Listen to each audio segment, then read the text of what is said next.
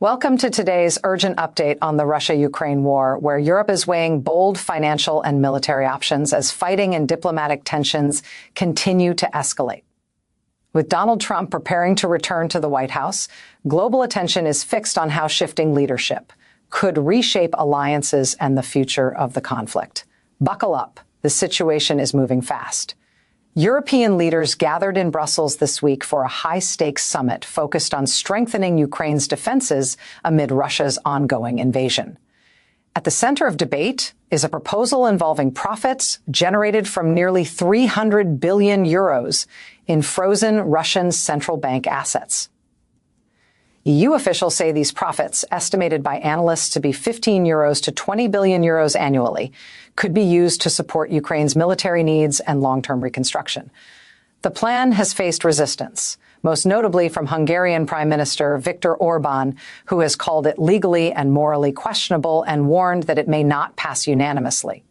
In response, EU leaders are exploring alternative mechanisms, including using the frozen assets as collateral for loans, rather than direct transfers.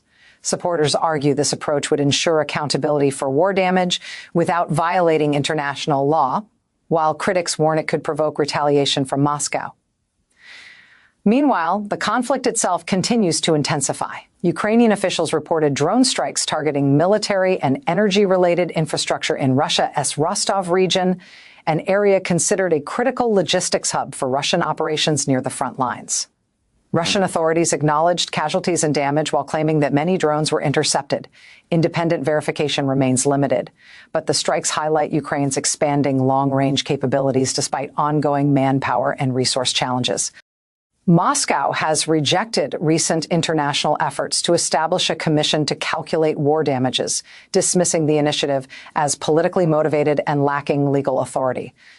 President Vladimir Putin has reiterated Russia's demands, including territorial concessions and limits on Ukraine's military, signaling little appetite for compromise. Analysts say these positions make the prospect of a near-term ceasefire unlikely. On the economic front, the European Union has announced new sanctions targeting vessels linked to Russia's so-called shadow fleet, tankers accused of helping Moscow bypass oil price caps imposed by G7 nations. EU officials say these ships have generated critical revenue for Russia's war economy. The sanctions include asset freezes and port bans, part of a broader effort to restrict funding for Russia's military operations. Ukrainian President Volodymyr Zelensky has also confirmed preparations for renewed talks with the United States.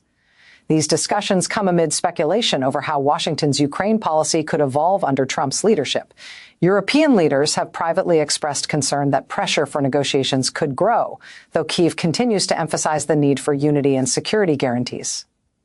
Despite battlefield fatigue and infrastructure damage, Ukrainian officials say domestic support remains strong.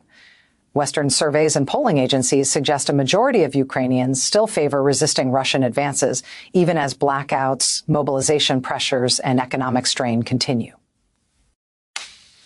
Within the EU, divisions persist. Hungary's opposition has frustrated other member states, prompting renewed discussions about bypassing vetoes through qualified majority mechanisms.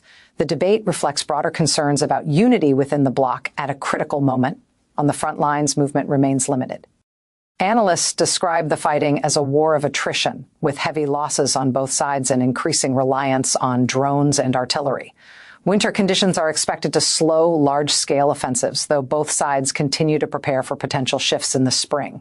The outcome of these diplomatic and financial decisions could prove pivotal. If European funding mechanisms move forward, Ukraine's military position could strengthen. If stalled, pressure may grow for negotiations under less favorable conditions. What do you think? Could European financial measures change the course of the war? Share your thoughts in the comments. If this update helped you understand the situation, like the video. Subscribe for daily geopolitical analysis from a U.S. perspective, and hit the bell so you don't miss our next breakdown. Thanks for watching, and stay informed.